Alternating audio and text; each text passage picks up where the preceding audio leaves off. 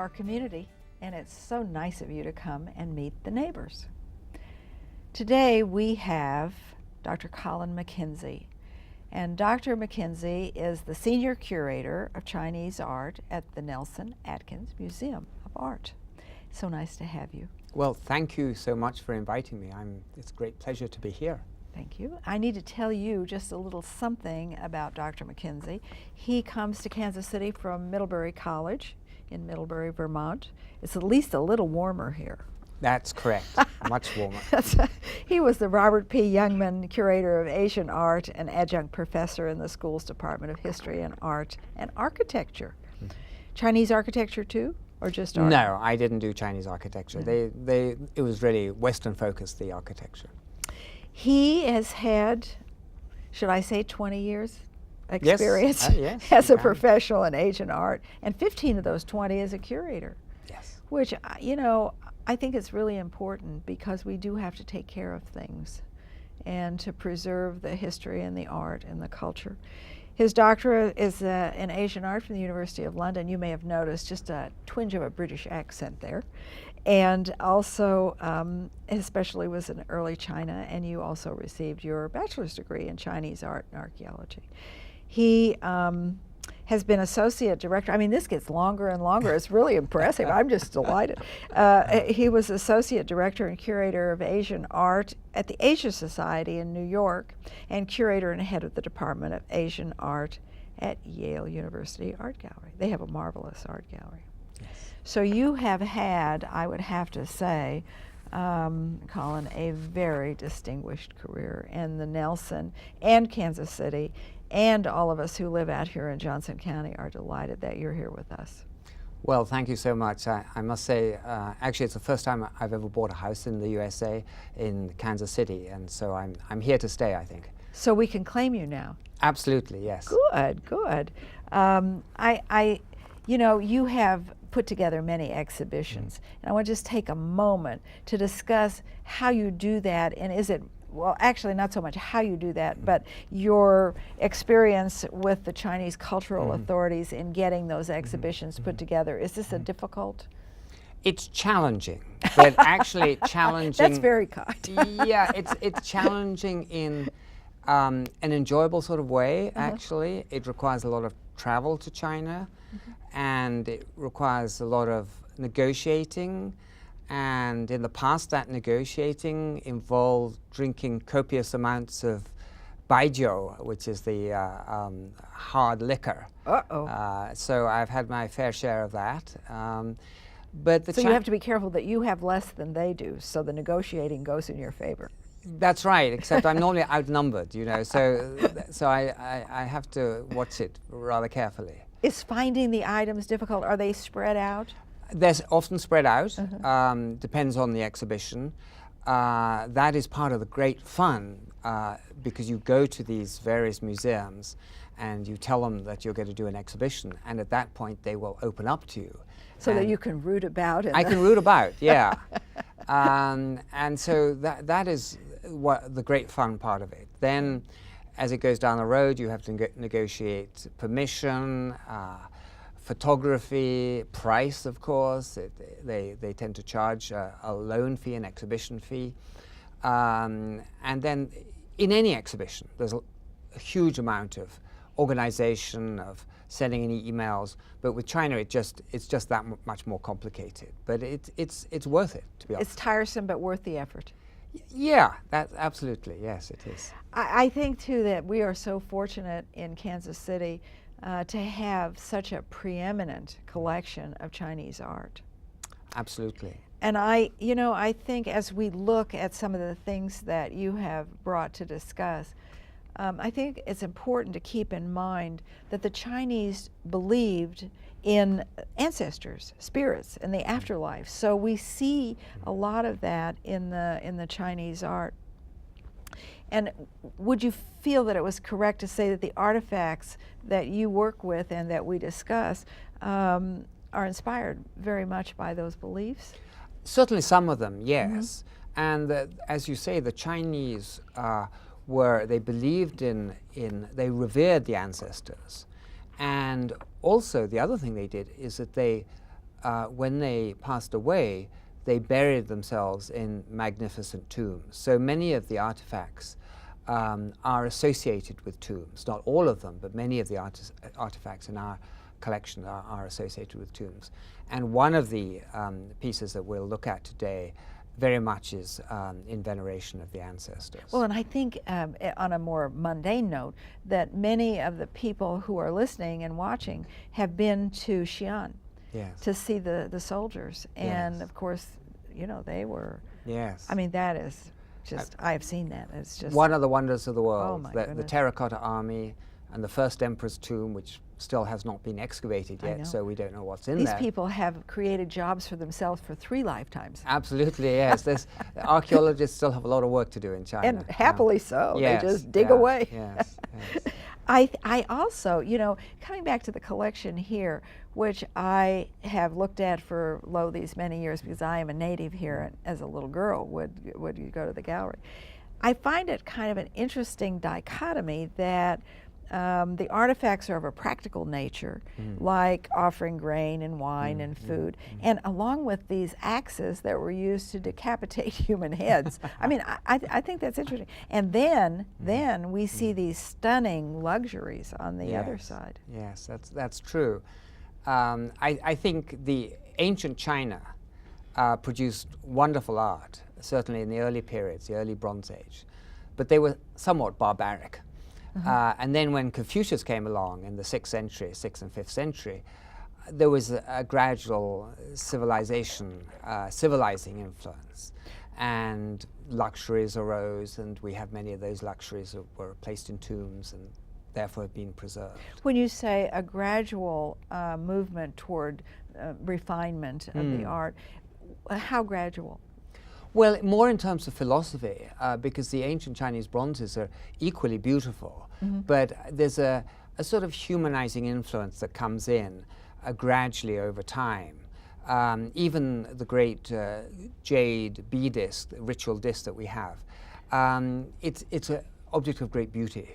It's not just a ritual object. There's that sense of it being able to enjoy a beautiful artifact. Well, and I think the fact that the ancestors remained of great importance. You brought a relief on limestone of the Empress as a donor, and she is taking with her offerings. That's correct. Yes, actually, our relief is one of we can show the folks the Empress. Yes.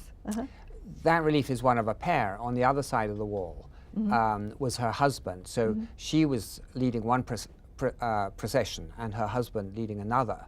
And they were bringing offerings to her husband's parents, actually. And the cave temple, it's a Buddhist cave temple, interestingly enough, was dedicated to her husband's parents. So she's bringing offerings to her in-laws, so to speak. See, I just think that's so interesting. We might just take a moment to talk about the different religions that have influenced Confucianism, Buddhism, and Taoism. And Taoism that have influenced Chinese art. It's so wonderful and so instructive, actually, that one civilization could tolerate, not only tolerate, but actually in one civilization, 3 different religions could flourish.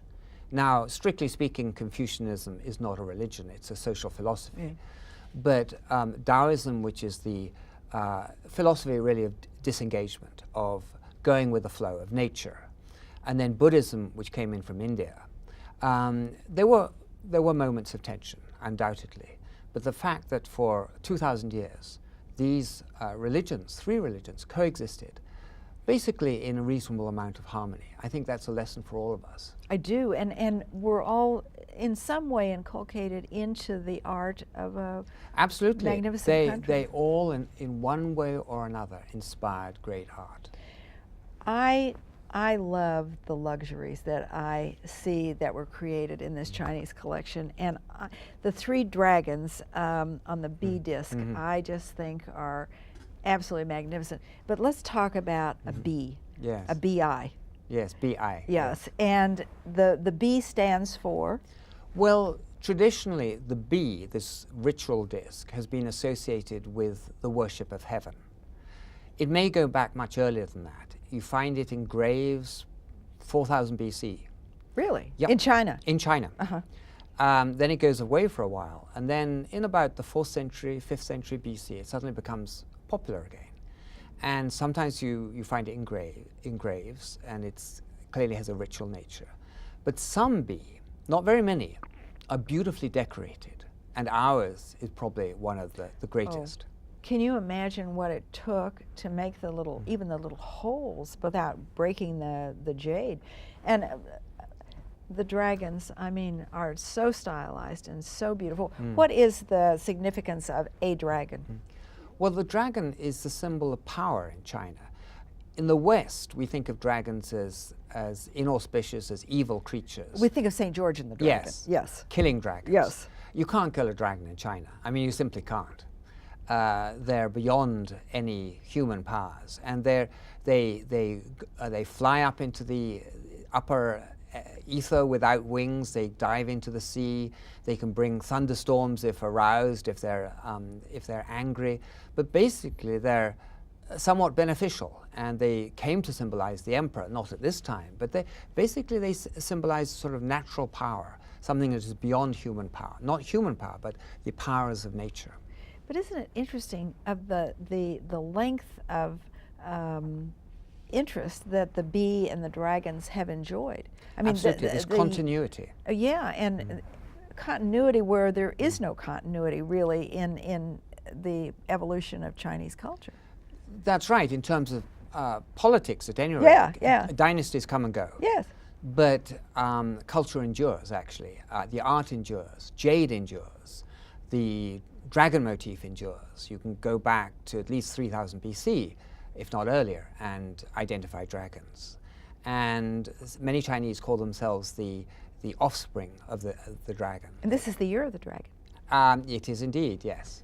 Indeed, I was born in the year of the dragon. You are a dragon? I am a dragon, Oh yes. my goodness. Yes. That's even better than what I thought. Well, it's nice to be a dragon, yes.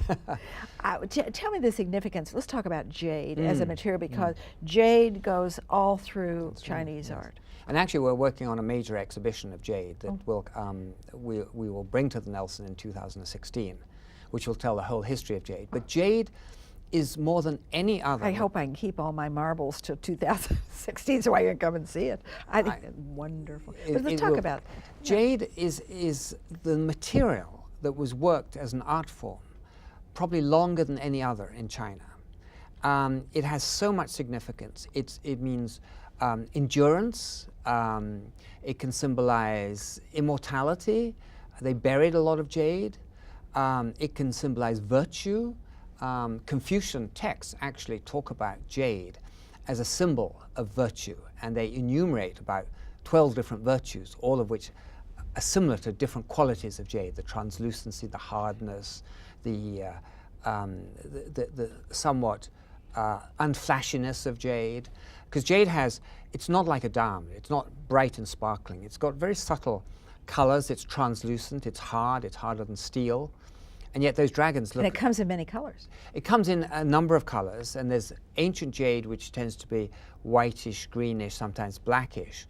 And then jade that comes in the 17th century, which can be apple green, or even sort of purplish, or even whitish.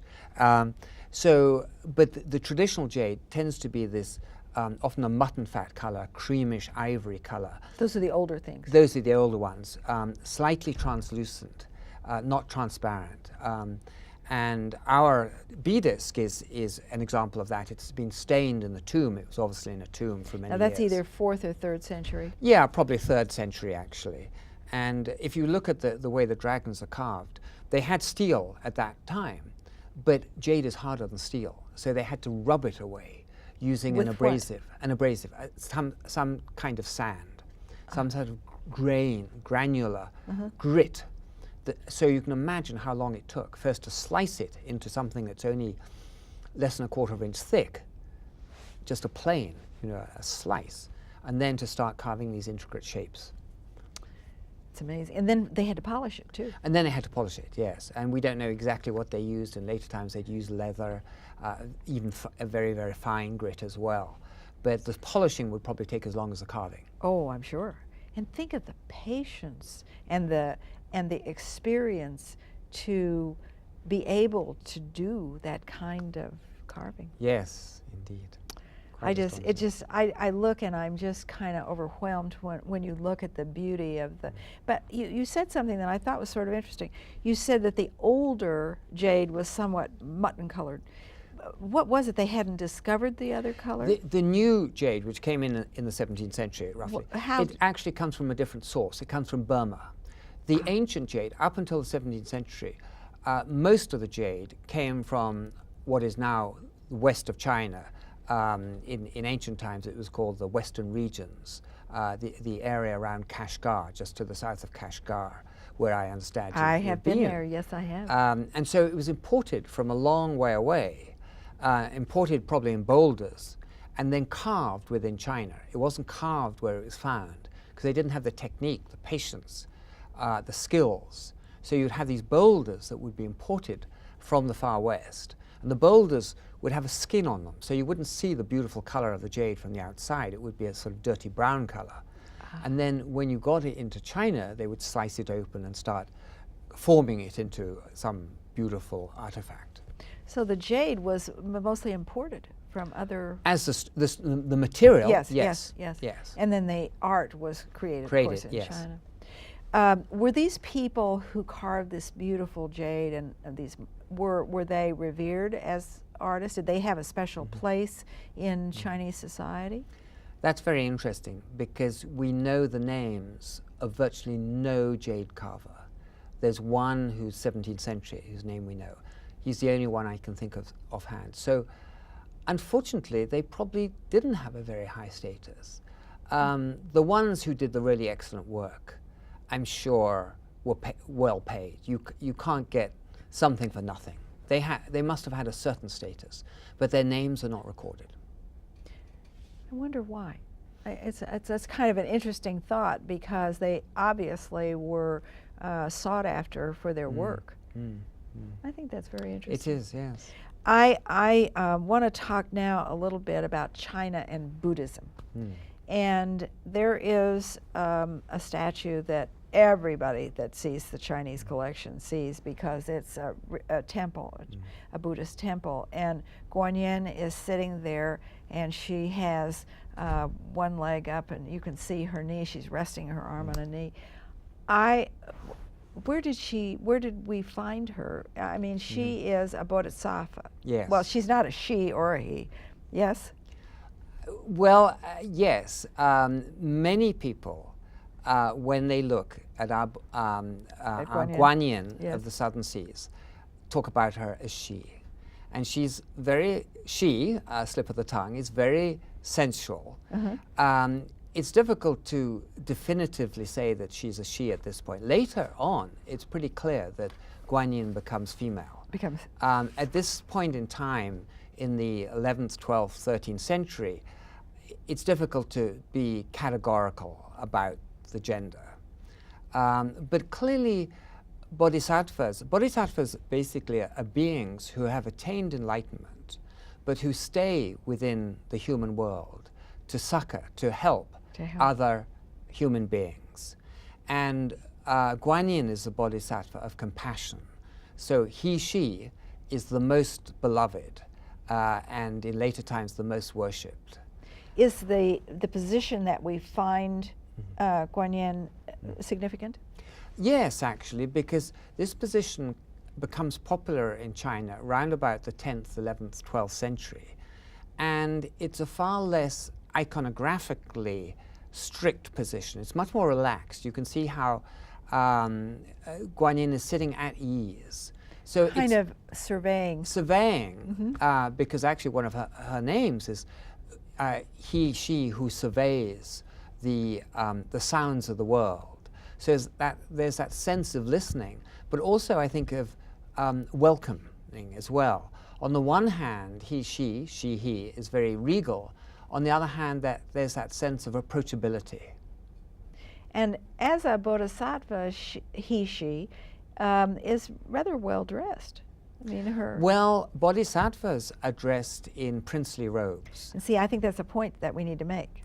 Absolutely, because the Buddha, by some accounts, was a bodhisattva before he became a Buddha, and he was came from a princely family. Okay. So he, in his youth, would have dressed as a prince, and then so bodhisattvas often are depicted as in very splendid form.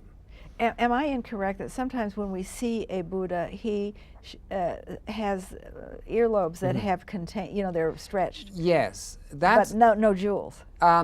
That's right, because he took off his jewels. Yes. When he left the palace. Yes. And he reached enlightenment.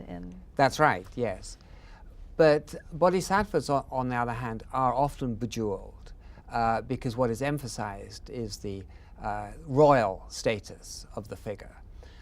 So they often have wonderful headdresses. You can see his headdress, which is decorated with flowers, and they have often jewelry over their chests as well. So in some ways they're more regal than the Buddha, less austere, but also more approachable. So rather than being incongruent with the Buddha and enlightenment, am I correct that they are dressed regally because they are more approachable? I think it really represents a pre-Buddhahood phase. You know, that phase when the Buddha, before he left the palace, when he was still a prince. So they reflect that aspect of him. And then the other aspect is that, as I said, they're approachable. But these are not regarded as incongruent in any way, the regal aspect. I mean, that's just to make the figure look more beautiful, to beautify the figure. Because they really are beautiful. Absolutely. She. That's right, is absolutely beautiful. Talk a little bit about the influence of Buddhism on Chinese art. Well, I know you could talk for years on that subject, but I think suffice to say, it was a huge inspiration. And where you see the inspiration in many different fields. You see it in mural painting, in temples, you see it in architecture. But above all, you see it in the human figure. Because apart from Buddhism, the Chinese didn't do figural sculpture that much. Their so-called sculpture would be bronze vessels or garden rocks. Or temple figures to serve in the afterlife. But they were buried in tombs. They were not as regarded as high art. So the great examples of figural sculpture in Chinese art are all Buddhist. So without Buddhism, we might not have that. And so that is a debt, in a way, that China owes to India. I think that's very interesting, and I think that's worth repeating. What Dr. Mackenzie said is that Buddhism is a debt that China owes to India. Absolutely, yes. We are all related in some way, are we not? Yes. I think when you talk about, I think we need to change now to a different type of art, and that's the hanging scroll. And beautiful. The pictures that you brought today are of the solitary temple amid clearing peaks, which in and of itself is so Chinese. Yes. To talk about the title of it. And I think let's talk about the, this is the middle part, is it not? I think it may be the lower part if it doesn't have the it doesn't have the temple. The temple, yes. This is the one without the temple. This painting it's one of the watersheds. It really represents a watershed in the history of Chinese art, in the history of world art, I would say, because it shows the rise of a fairly realistic type of landscape painting. The idea of figures within nature as something larger than ourselves, is now the focus of artistic production. As opposed to dragons that as fly opposed in to the dragons, sky. Yes. or as opposed to figures in Western art. Yeah. That idea of nature as something larger than ourselves is so amazing and so relevant to today. And Li Cheng, the painter of this painting, it's attributed to him, it may be by a follower, he was the person who first was able to capture the vastness of nature on a small scale. And he was known for his realistic little figures, and you see a scholar sitting in a pavilion, you see some ordinary folk having their lunch seated in a restaurant. There's a butcher, the kitchen is shown as well, in all sorts of anecdotal detail in the lower half of the painting. And in the middle part, we have the temple. In the middle half, so actually those figures in the lower half, they're probably going to visit the temple. And so there's activity in the lower half. Once you get to the middle half, you see this wonderful temple, and it's so gracious, the curved roofs, the spire, but actually there are no people. You've gone up a notch, gone up into the mountains, and really now you're focusing on nature, and you have these wonderful trees with their so-called crab claw branches, hooked branches, which is one of the characteristics of Licheng style. And so you've left the dusty world, the so-called dusty world behind, and you're into something purer. And we keep moving up. And we keep moving up. And the top of the mural. It's just breathtaking. It is. You see these peaks upon peaks overlapping. Not only are there no people up there, but there's no architecture. You're almost in the realm of the gods, but they wouldn't have looked at it that way. You're in the realm of pure nature, nature untrammeled by human existence. Would you call this more art for the people? I think you call it secular art. Okay. It's art for appreciation by a very cultured elite, if you like, educated people who were not interested in superstitious things any longer. They wanted to see a vision of landscape. They appreciated nature. They went for walks. There's a wonderful description of painting saying there are some paintings that you can travel through, some paintings that you can look into, some paintings that you can travel through, and there are some paintings in which you can dwell. And those in which you can dwell are the greatest paintings. And I think that, as I say, thank you so very much, I found this quotation, and it says, "Teachers open the door, but you must enter by yourself." Can you say that in Chinese? I'll try. All right. 老师给你们开门，但是你们要自己进门。 And we hope that you will enter by yourself. And you know, it is always said too that the best time to plant a tree was always 20 years ago, and the second best time is today. So take today and go visit the Chinese collection at the Nelson-Atkins Museum of Art. And thank you so much, Dr. Colin Mackenzie, for bringing to us a greater appreciation of Chinese art. Well, thank you, Thank you Mary. so I've much. enjoyed it immensely. And thank you for being with us, because it's always so interesting to meet the neighbors. And after all, it is our community. I'll see you soon again.